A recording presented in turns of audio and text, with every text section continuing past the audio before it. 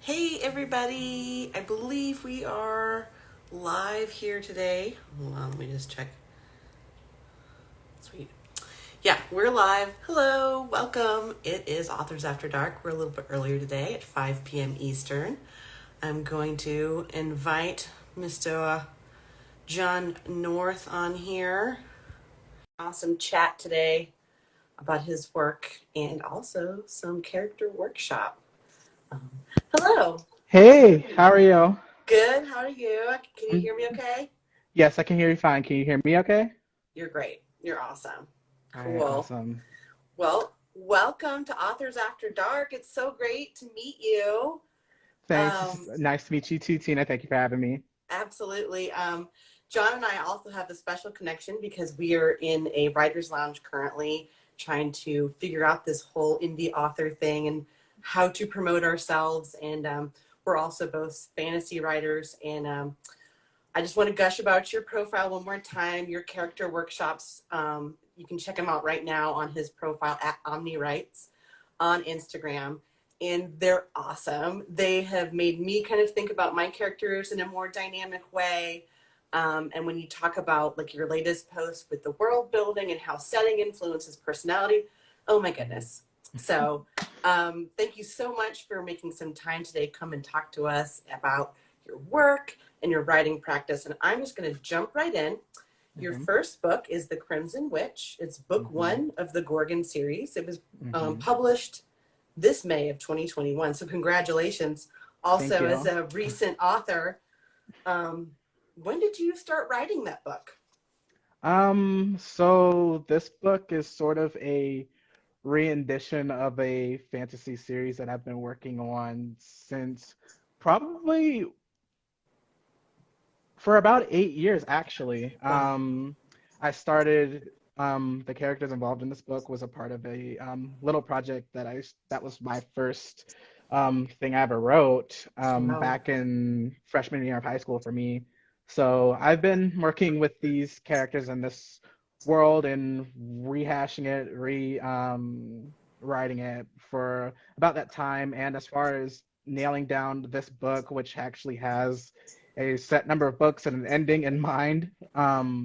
I started that about a year ago during quarantine. Mm-hmm. It was actually in June. Mm-hmm. So that's when I started the Gorgon series. Okay. Hmm. Now, your first book has so many parallels to my first book journey. Let me start again. Hmm. I wrote mine over 6 years, and I want to ask you too, as you were writing The Crimson Witch, was it not until that story was complete that you foresaw making it into a series, or had you always kind of anticipated that there would be more than one book telling the Crimson Witch's story? I always envisioned it have being more than one book. That was always the plan for it to be a series. However, as far as Gorgon itself, um, I never, between writing so many editions of it, I never envisioned an ending for it. Like, never saw an ending in sight. And Yeah. until I conjured up the Gorgon series, and now I'm like, okay, I have an ending in mind. I know where I want to go. So let's get this thing rolling. Yeah, absolutely. How many books do you anticipate being in the series? Hopefully, no more than six. No more than six. Okay, Hmm. that's awesome. And Hmm. where are you with book two right now in your current projects? That is a great question. So, with book two, originally I was about really close to the end of the first act in terms of drafting it, but and this is something that I've been dealing with pretty much all year because I originally started back in December. I've decided to rehaul the outline again. Okay. Um, yeah, I am very picky and indecisive. So um, I'm just redoing the outline again. That's what I'm working on now, using some of the advice that I give out Great. and forming a narrative that's more for what I'm trying to aim for. I already have like some events that I for sure want to happen, hence the outline of the series itself. It's just how I want to go about it and how I want to treat Mhm. these characters going forward that's going to change. And hopefully, make book two a lot shorter, because if I had continued that draft any longer, I probably would have hit 600 pages at one point, and I don't want to do that. Yeah. So yeah, that is where we're at. We're back in the outline phase, Yeah. and we're gonna get this thing rolling again. So Hmm. yeah. Outlines can really salvage a book too, especially when you have a Mhm. big manuscript. And I do a lot of, I do outlines and I do a lot of discovery writing where I know my parameters of my world, but I also I enjoy the process of discovering my characters. But Mhm. then they get kind of messy and inconsistent, which is where your character workshop is so handy, because it really forces you as an author to think about all the things that will create a really believable character. Right. Um, um, so, in terms of your drafting process, are you do you start with an outline and then you write and then you tweak that outline, or are you starting with characters and then kind of go into a plot? Because so much of a lot of your character workshop reminds me of also like how integral plot and character and how they can be Mhm. almost very intertwined. You really Yes. can't have one without the other. And to me, I sometimes get really confused thinking about plot driven books versus character driven books, because I'm like, again, I just feel like they're braided in together in so many ways. And if you wanted to just kind of take the reins here and talk to me a little bit about that, in terms of like what your drafting process is like take me through John North's process in creating fantasy fiction. Absolutely. So I typically start off with first just a general idea of where I want to go, and if I do have specific plot lines I want to hit, I'll always jot those down. But I usually do start with character profiles first, Mm-hmm. in terms of who I want these characters to be, who I want them to become, and some of their fears, aspirations, wants, needs, all of that into one neat little jumbled mess of a note, because I use Mm-hmm. notes to jot my Mm-hmm. information down. Um, so that's typically where I start, and then I go to an outline. Now, I do want to reference someone that's definitely helped me in terms of um, outlining and for both characters and the three-act structure, since I try to adhere by that. Mm-hmm. Have you heard of Abby Emmons before, Tina? I have not. Okay, so Abby Emmons is a Writing it YouTuber. down. Yes. She is a YouTuber that really dives deep into the three-act structure as well as character writing. She has multiple videos breaking down each major story beat as well as pertinent information for creating characters. And really, it was until once I started really watching her and taking note of some of the resources that she uses, that's how Gorgon actually came about. And that was really the first time I actually adhered by a hard outline. Mm-hmm. So it was at that point that I really got into, she calls it she calls writing a science, basically. Mm-hmm. So that definitely helped me out a lot. Also, I do want to recommend another resource that Okay. I also use for character writing. It is a little book called Creating Character Arcs. You can Ooh. see that. It's Yeah. by K.M. Wiling. You can get it on Amazon for no more than maybe $12, if I'm remembering correctly. Mm-hmm. And this is basically my Bible for Yeah. Characters Workshop.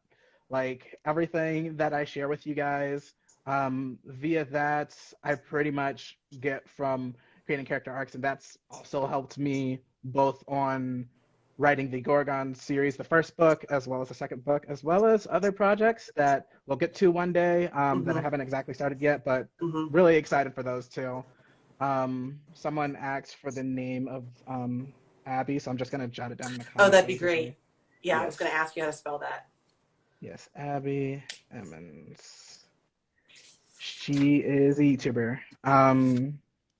It's not all one name. I just didn't space it. That's my bad. Just Yeah. so you guys know. Yeah. Awesome. Mhm, And so your current project, you're going back, you're in book 2 right now, mhm. and you're going back to the outline just to kind of tweak that. Do you have any personal deadlines? Because you are a self-published author, so Mhm. I feel your pain. You have to set your own deadlines here and adhere to them, and no one is going to remind you of that more than yourself. But do you have a rough idea of when book two will be ready? I want to have it ready on the same day I finish book one, or publish book one. So May 21st, 2022, that is the ideal release date. Of course, since I have more experience with publishing a book since I've done it, um, Yes. I'll be a little bit more prepared. Yeah. Still getting some things financially in order for it right Yeah. now. So as far as drafting goes, Hmm. I really want to be done with the first full draft by, let's see, it's August, October, and Hmm. the second draft done via NaNoWriMo in November. So, Nice.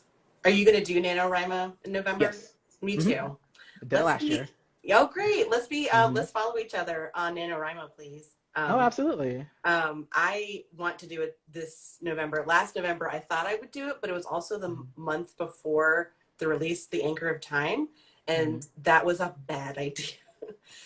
It's not a good I see. idea to start a whole like writing challenge the month before your release. Just that was me. Other Hmm. people may have a different experience. Maybe it gets your nervous energy out, but I'm a Hmm. person I can't add to my to-do list. I'm already squirrel, like just Yeah. distracted by so many things. And indie authors, we wear so many different hats. And you were talking about expenses and saving up for the book. And, just for anyone watching that is not familiar with the indie author process, the indie author is also essentially a publishing house. We have to get our books edited professionally. You hire a cover designer unless you're a person that can do that. I'm an artist and I still hire a cover designer because that is crazy complicated, and Hmm. there's just so many aspects to it. And so when people don't take self-published authors seriously, I'm kind of like, I think we're even more serious because we doubled down. We were like, we're not Right. only gonna be a published author, we're gonna open our own publishing house essentially. Right. And so we wear so many hats. We wear a business hat, an author editor hat, just so many visionary hat. Um, Mhm. what for you as an indie author? What have you found the most rewarding and the hardest?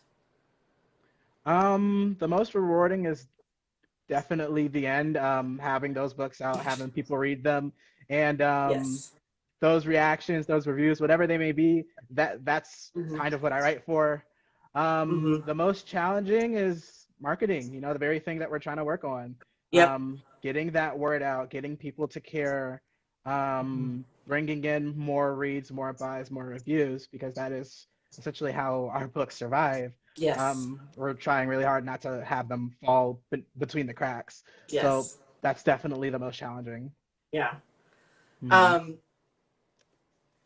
and I was actually out at a craft show this weekend and I saw a booth and I was like, those are indie authors. I know it. And I went over and talked to them. And it was actually my first time seeing another indie author in the wild just because we've had such a crazy COVID year. It's just we haven't been out. There's no writers cons and there are no comic Right. cons. There's just no way to really get into book festivals. I know, depending on where you're watching, things might be different, but at least in my neck of the woods, things are still on the down low in terms of, being out and about. And Hmm. I was really interested in that. Have you ever done any like book festivals or anything like that? Never been to one. That sounds like Me so much neither. fun.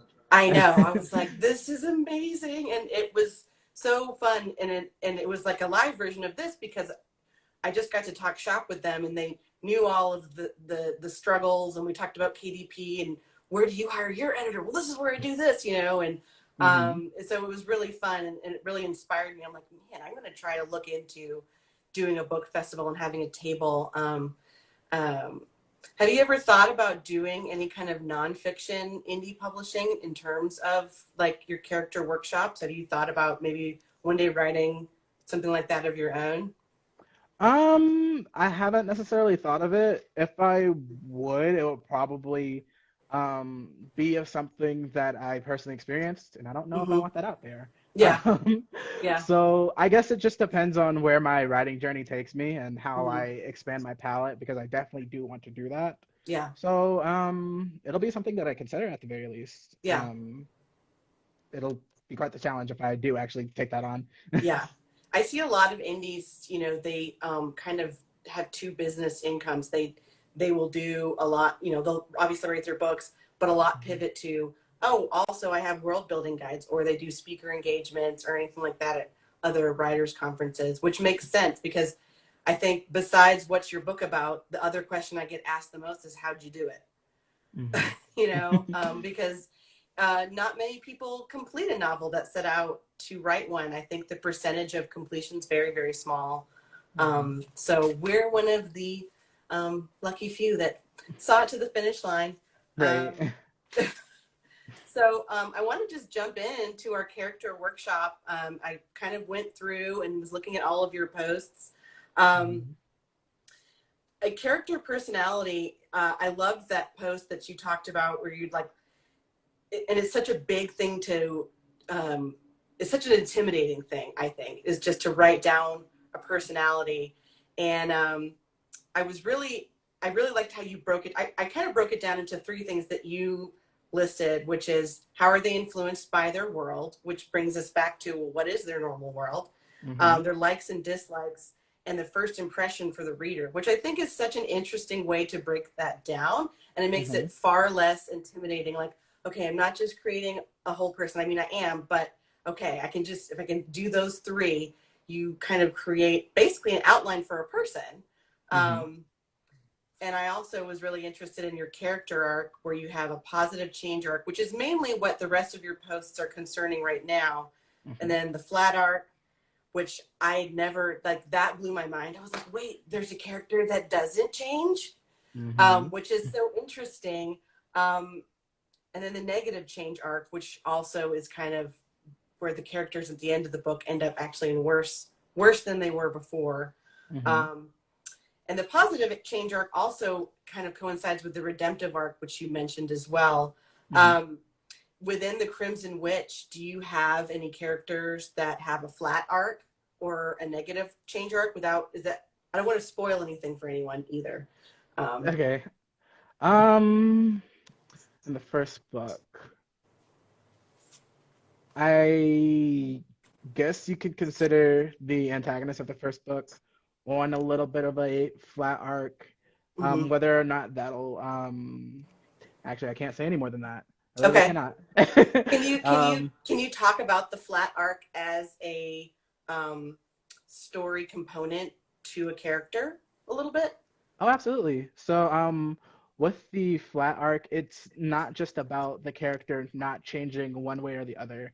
It's also about these characters usually change other characters around them. They influence them either for the better or for the worse. Flat character arcs, as far as where I traditionally see them, are in much longer running stories. Hmm. Whether you find that in long running book series or movie series, TV shows, anime, regardless, that's typically where the flat arc is used.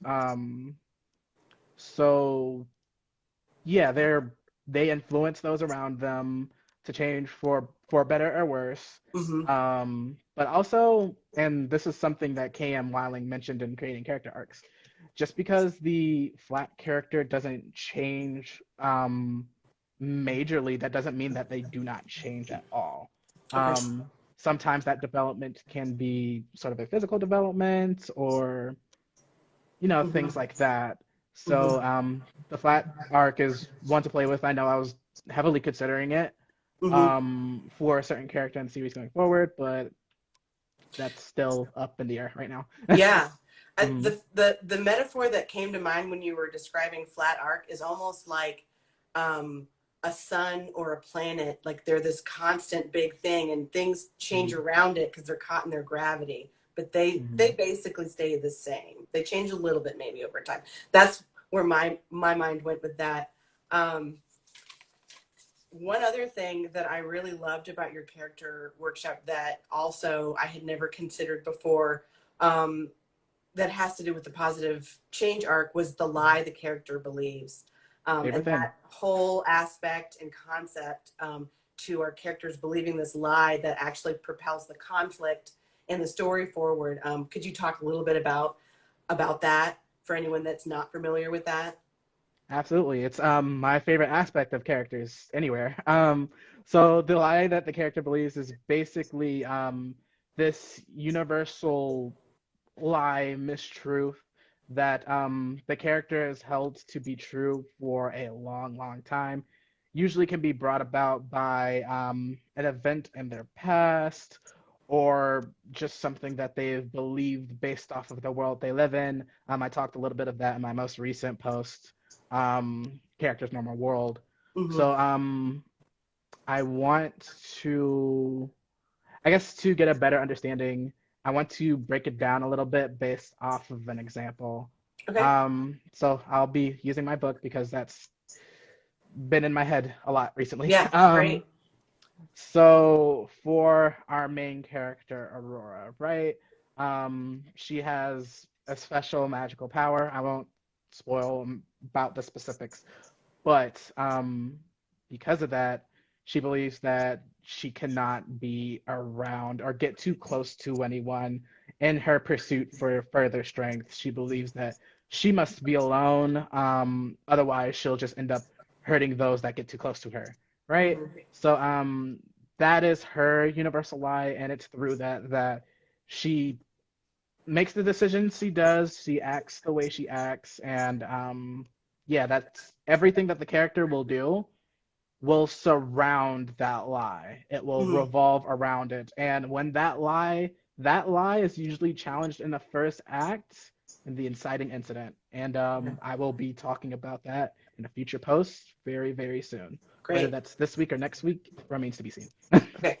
Yeah. Mhm. Awesome. I just love that whole concept and wrote a lot of notes about it when I was reading it because I think it's so interesting. Um, and also the idea that fear keeps that lie alive, Yes. and how even within our class, kind of like the fear we may have of being successful can block our marketing. We're keeping that lie alive for ourselves. Hmm. Um, just like in a fictional world, the character can somehow be afraid of something that also keeps that lie going. Um, and also the concept of the character's ghost. The bigger the ghost, the bigger the lie, I wrote down. Hmm. Um, and I put a question. I was like, what can a character's ghost be? Do you have any examples for us of character ghosts, or can you talk a little bit about the character's ghost and how that um, uh, influences the lie and the fear that keep that and establish that conflict for the character? Oh, absolutely.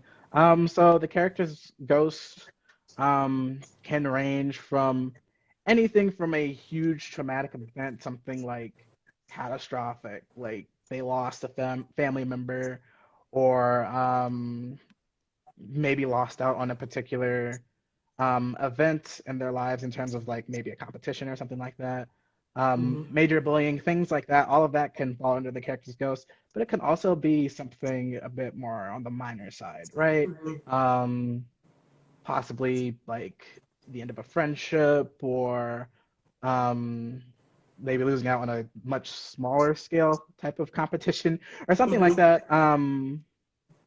Or even the changing of the environment around them, like maybe Mm-hmm. moving, maybe that had a big Mm-hmm. effect on your character. Mm-hmm. So any of that can be personified in quote unquote the character's ghosts. Mm-hmm. Um, so yeah. Yeah, I think that's such an interesting concept, and it again makes the characters seem more like a human or Hmm. a real creature at the least, depending on what your fantasy novel is about. I don't want to Right. just limit it to humans, but the idea that that ghost is, we all carry baggage with us. We all carry um, events in our lives that affect us. Maybe don't define us, but definitely affect our personality and how we see our world. And your characters are no different. And when Hmm. you think of your characters in that way, it really, as a writer, I'm like, oh, I can. It just peels back the curtain a little bit, and it allows me to kind of see a full character. You know, a lot of times when we're writing, it's just this person in a room having a conversation, but to really sell that book, to really get a reader invested in her character, you do have to do this work. And it pays off. It pays off in the story. So I think that's just so fascinating. Mm-hmm. And one thing too that you were talking about in terms of when we introduce our characters, I thought it was great that you mentioned have the characters do something, you know, have them doing something, whatever is happening in your world. It doesn't have to be amazing. They could be brushing their teeth, but they need to be doing something because we need to meet them. We need to have a moment of meeting. And then you can, you know, apply all of the questions to that moment, you know, where they're doing something like, what do they want? What's the conflict? Why are they doing what they're doing? What they're doing? And how does that display their strengths or highlight the weaknesses? Why does the situation matter? You know, if you're brushing your teeth, well, you enjoy clean teeth. You know, Maybe they're a dentist. maybe they're a dentist. You know, and people are a product of their environment. And so I want to talk about the environment and the idea of world affecting characters as well. And you mentioned that in a few of your posts. And again, this goes back to what I was mentioning at the beginning of the interview, how much I think our world and environment will affect our character. And when you think about a plot-driven novel versus a character-driven novel, I'm like, you kind of, they're so together. So, and I put down normal world as a place that gives life to the lie and the character lie that they believe that is propelling them forward. But normal world doesn't have to necessarily mean normal world because we are talking about fiction and in fantasy. I wanted to give this a little segue into The Crimson Witch. What is the normal world or the setting for that book? Hold on, Tina, you buffered for a minute. Can you repeat that last part? Yeah, sorry. Okay. What is the normal world for The Crimson Witch in your book? So, can you talk about that without too many spoilers? yes, absolutely. So, in the world of Gorgon, there are magical creatures, those who can use magic, whether they be more human-like or more on the animalistic side, and then there are regular humans, right? Population is pretty much split down the middle. And our main character, Aurora, lives more where humans are more dominant in terms of population. However, she mostly interacts with other magical creatures in her area of the city. And she mostly finds herself, and this isn't too much of a spoiler because it's literally the very beginning, getting into trouble, trying to start fights, any way to try to get stronger and raise her strength on her own. So, and I can get into more, but it will really get into more spoiling for the world building. But just know that in the human world, law enforcement isn't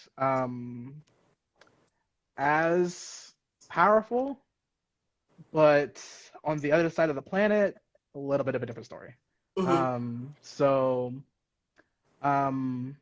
also, oh, I'm sorry, this completely slipped my mind. This is actually really important.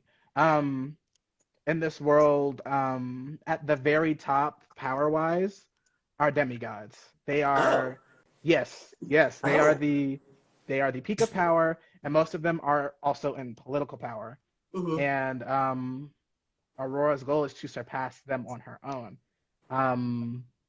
As far as why, again, I can't get into too much detail about that, but knowing that they run the world and they call the shots, she wants to surpass them initially for her own self-interest, for her own gain, for the a bit of the fame and the glamour that comes along with that title. She's just going about it in the least healthiest way possible. Okay. Yeah. And that makes it compelling. Also, seeing our characters maybe not making the choices that we would make is also compelling because you know if you're invested in the character, you're like, don't do that. Right. And then also I wrote this note that you don't have to change your environment necessarily within the story. You really just have to change your character's perception of that.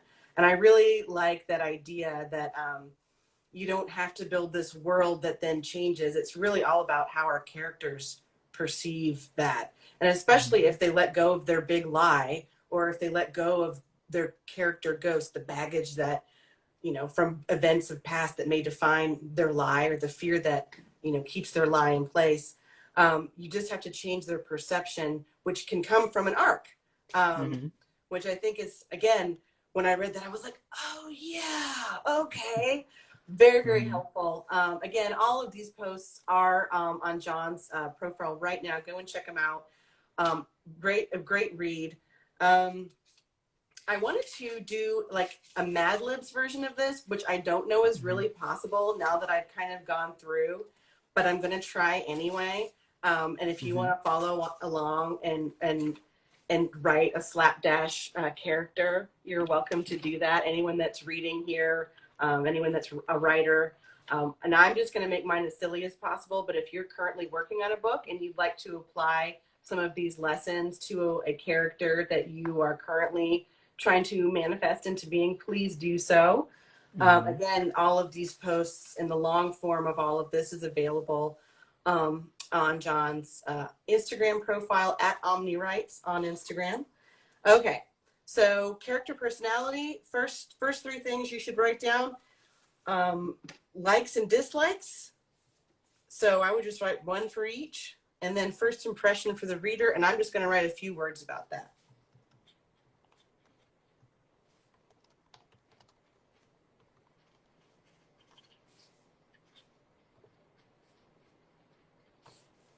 Thanks, man. I was replying to someone on the Oh, yeah. comments. Poetic Druid said, gotta go. Good stuff, John. Absolutely. Thanks for tuning in. Yeah, have a good one. Let's see. Where are my bullet points? Are there? Found them. Okay. Oh, and they went away. We'll just stick to one for now. So, Tina, you're like creating a makeshift character as we go here, or will you more so announce as you go what you're adding down? I'm going to do a makeshift character as we go, just kind of just do a really fast one and just see what I end up with. But I'm also going to try to base it on someone in my books and just see how it goes. Okay. So dislikes.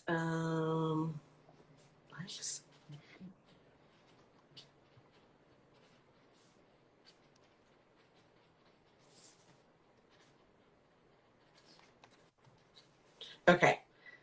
The next one is, what kind of arc do you imagine for your character? And we talked about positive change, flat arc, or negative change. Obviously, positive means at the end they are in a better place than they began in the story. Flat is where they're pretty consistent, but their consistency can change the world around them. And the negative is where they're probably not doing as well as they were in the beginning. And you can just write whatever you imagine for this. Okay.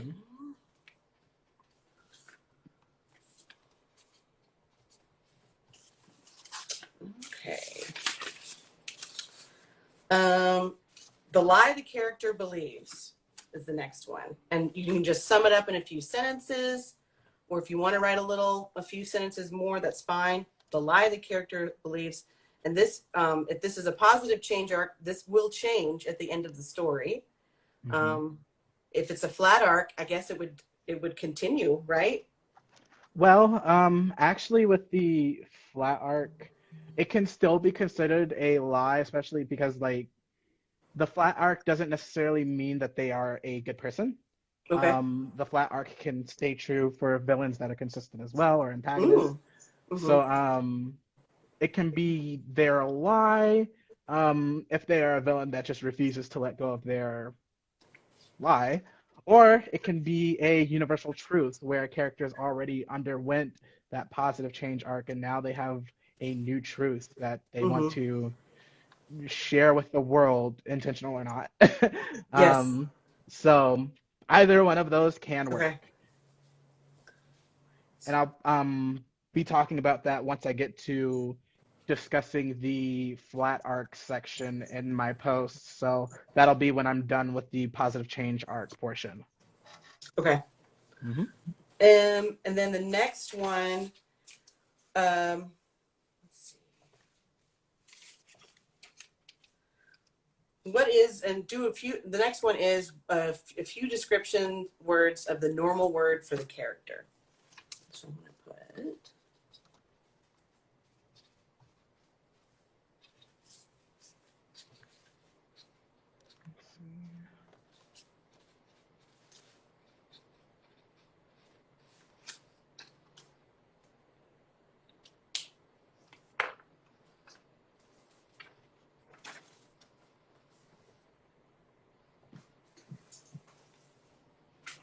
all right. Let me know when you're ready. We will reveal some characters. I also chose a really popular character from Marvel, just as like an example for people to really understand. And the loss, Okay. would Walter White be considered positive because he faced reality by the end, or negative since he became more evil as the story went on? That is a good question. Um, I have not seen the show, Anthony. I'm sorry. Oh, um, Breaking Bad. This is Breaking mhm. Bad. Yes, I For haven't. I haven't anyone, seen the are you show. ever going to watch it? One day, don't I don't crucify want to me. spoil it for you, but he kind of said a spoiler. Let's just say It's this. fine. This show, one of the most compelling things about it, and one of the reasons I think Breaking Bad was so compelling, was that it took a character. Walter White at the beginning was a high school math teacher. Oh my gosh. He Don't said that crucify me, acceptable. Anthony. Leave me alone. I'll watch it eventually. I had to I had to actually turn it off on season 2. It got too violent for my tastes. But that's just me. But I did follow along with why people were so into it because I'm curious. And he is a character that starts out as very, I would say, positive. He's a high school math teacher, and then he gets a really rare form of cancer, and he needs to pay for the treatments. And he's working another job, and it's just like he can't work because he's got this horrible cancer. And so, because he's a chemistry teacher, he knows how to make drugs, and he ends up getting involved in this drug trade. And it's about how the deeper he gets in there, the more it changes him, and it doesn't change him for the better. But again, it's a character at the beginning. You're so sympathetic to his plight. You're so sympathetic to his normal world and everything that's happening to him because, otherwise he seems like a pretty great guy. And so I think that for a lot of people, especially when it ended, and I didn't watch the end because it was too violent for me. I think people were so attached to Walter because I would assume he did something pretty horrible at the end that, you as a reader, you're invested in this character, but if they become really bad, like, what do? How can we love? And again, I love a villain. Villains are, I think, the most fascinating characters for me. And in fact, my Agree. character study, one is for a side character from my book, and the other one's Thanos, because I think villains are so interesting. And I think the MCU, and this is just a side note, I don't think they always develop their villains as well as they could. They do not, and it My blows my opinion. mind sometimes. Yes, yeah. Because again, a good villain, like I love to find a shred of empathy for my villain. Well, okay, well in his normal world, blah blah blah. So maybe that's why his motivation's like this. And okay, I can kind of understand. He's still a horrible, devious person, but I can, you know what I mean? And so it gets your reader invested in that story and in that character in a way that, again, if you keep it pretty basic, like Thanos is kind of basic, bad guy, Yes. because I put for his likes, I put Infinity Stones, dislikes, Avengers, first impression, mean, big and purple, balls for chin. Um, we all know it's true. We all know Yeah. it's true. And then I put negative arc because I hope you've seen Infinity War. Seen Things all of them. don't, yeah, things don't work out for our man Thanos in Infinity War. And then my other character I did was Sid the Tardigrade from my first book, and he's a little side character. And I put likes water and fast ships, dislikes trackers, which are the villains of the story. First impression, funny and mysterious. And I would say, I want to say that he has a negative arc, but I I don't know if that's giving too much away. But anyway, I feel like Mhm. he's not as in a good a place at the end of The Anchor of Time as he is in the beginning, but you'll have to read it and decide for yourself.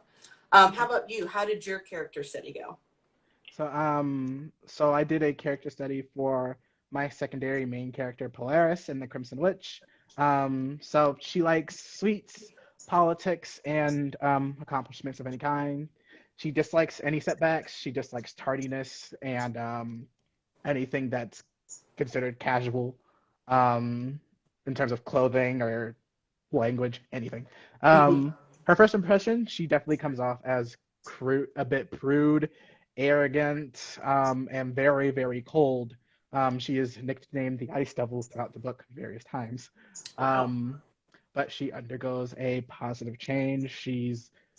Um, I wish I could say more, but that's heavy spoiler for the book. Yeah. Yeah. Um, but she undergoes a positive change. So Great. yeah. Awesome. That's fun. It's kind of like a little dating profile on our characters. Likes, dislikes, first impressions. That's so fun. Oh, that would be a Um, fun activity if we this is just me like spitballing for the a future. speed dating. Speed Yeah, if dating we your did character. if we did like if we got together a bunch of indie authors and we did a little like Tinder profiles for them or something like that. I feel like that would be fun. Mm-hmm. Try to get to know your That would be fun. characters a little bit. Yeah. That I sounds feel fun. like even though I wrote a whole book with Sid, I still feel like this exercise was helpful, and getting me again to think about my character in a much more well-rounded way. And I think that's why Mhm. your post really spoke to me. I was like, this is great stuff. Um, so I want to just close out with a few authory questions for you. Okay. What do you like to drink while you write? Are you coffee, tea? Um, it depends. Okay. Um, one day it might be water, the next day it might be orange juice, and on the weekend it might be wine. I don't know. It Mm-hmm. depends. Nice. But typically I'm always sipping on something.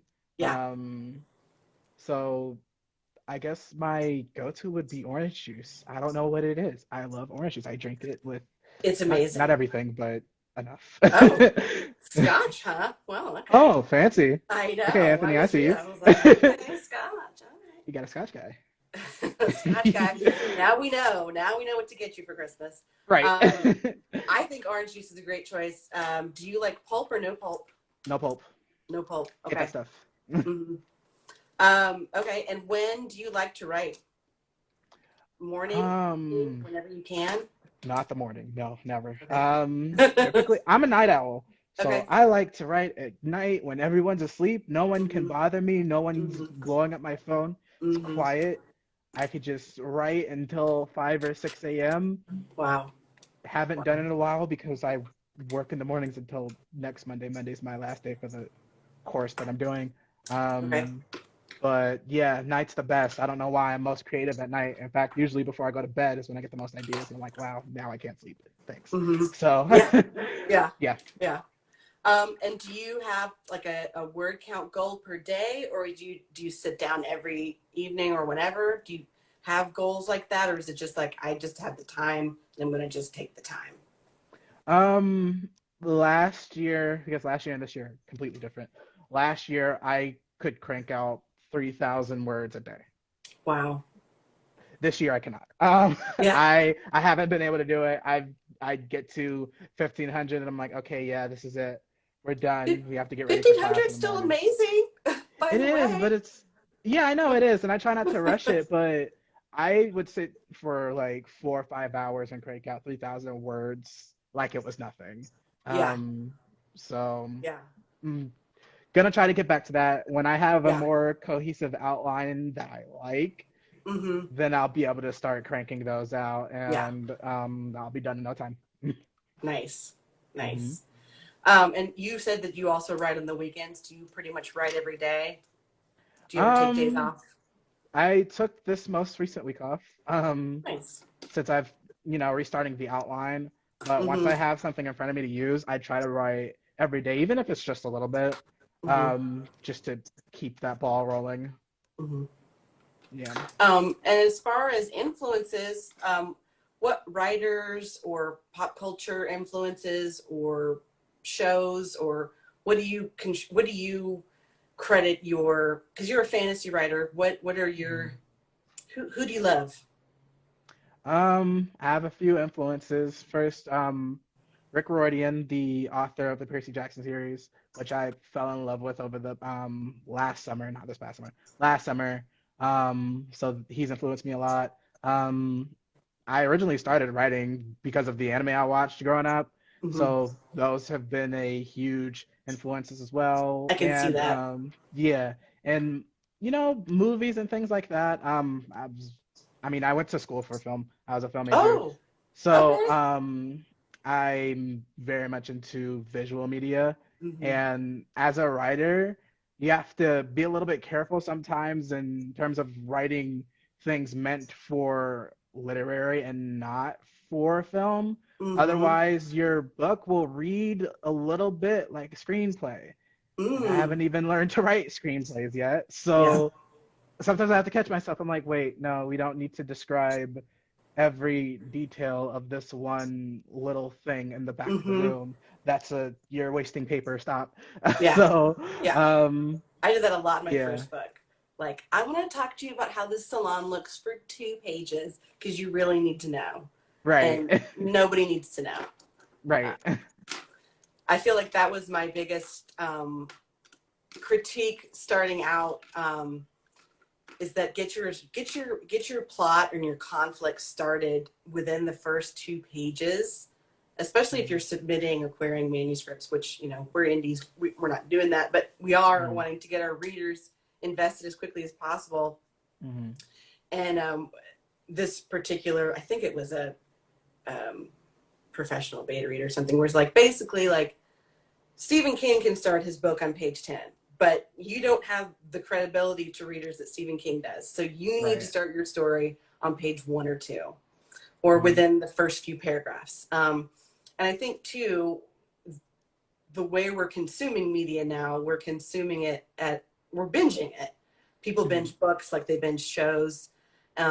TikTok, I don't want to bash it, but it's a short attention span. And so we as writers, I think the landscape has changed. And I think books that were popular or compelling in the past, sometimes I'll read it and I'll be like, all right, Mercedes, like it's like 10 pages in, you haven't really started the story yet, but it's like that yeah. was published in the 80s. That was high fantasy in the 80s. That's who I read a lot of, was Mercedes Lackey. So I think that's very, that influences me as well. I think the idea that when you do write a lot of shows and stuff like that, we're the same way with movies. We want that inciting action, that inciting incident, that intro to that character to happen pretty quickly, which Mhm, also means that the world building is shoved into little cracks and nooks and crannies within the mhm. beginning of the story. Um, is there anything that I've missed that I'd love to plug you some more? Here on Instagram at Omni Writes. Your first book, The Crimson Witch, was released in May of 2021. It is available on Amazon right now. Mhm. And check out his profile for any character development notes. He's got an ongoing character workshop that is fabulous. And any parting words for indies out there who are struggling or trying to figure out their direction? Just the best advice I've always given everyone is just keep on writing, no matter what it is, Absolutely. or where you're at. Just apply to paper, and along the way, things will come to you naturally. They will. So keep on writing, keep on, whether it's reading, watching content, Yes. and just absorb content because Yes. that is where your inspiration will come from, and it will take you a long, long, long, long way. So, Mm-hmm. and follow me Great on advice. Instagram. Yeah. Follow him, please. He's amazing. Well, thanks so Mhm. much for your time this evening. It was so great to chat with you. And I'll see you on Thursday in class. All right, see you, Tina. Thank you for having me. Yeah, Have a absolutely. wonderful evening. Okay. All right, you too. Bye. All right, peace out.